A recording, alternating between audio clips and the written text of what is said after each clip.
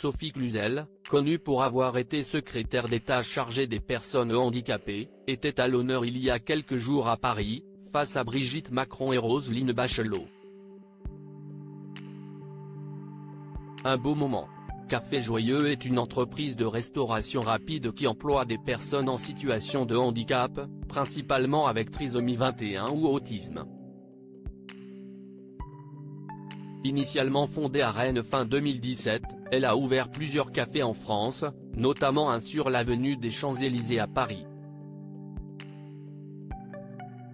C'est dans cet établissement du 8e arrondissement de la capitale que Sophie Cluzel, qui avait été nommée au grade de chevalier le 8 octobre 2022, a été élevée et décorée au grade de commandeur de l'Ordre national du mérite le 7 novembre dernier, aux côtés de Brigitte Macron, Roselyne Bachelot, Gilbert Montagnier, accompagné de sa femme Nicole, et Jean Castex.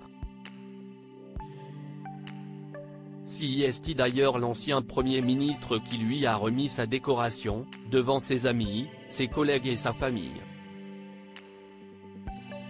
Cet endroit est symbolique pour Sophie Cluzel, puisqu'elle a, pour rappel, été secrétaire d'État chargée des personnes handicapées de 2017 à 2022, sous la première présidence d'Emmanuel Macron.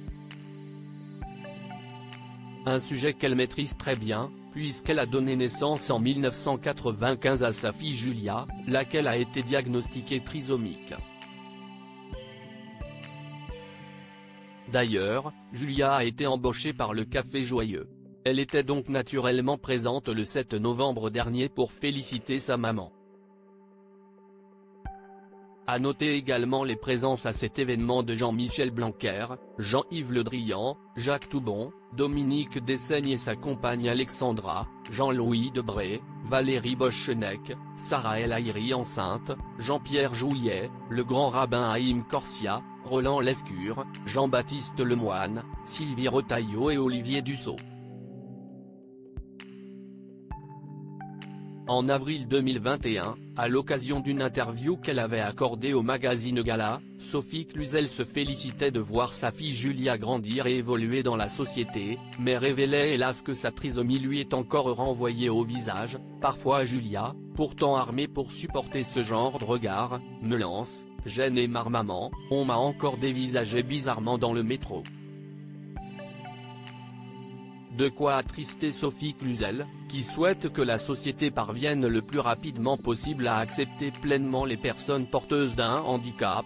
Julia a déjà eu un petit fiancé par le passé, mais je rêve pour elle d'une vie affective et sexuelle comme pour ses frères et sœurs. C'est un vrai sujet de société à aborder sans tabou. Un beau combat.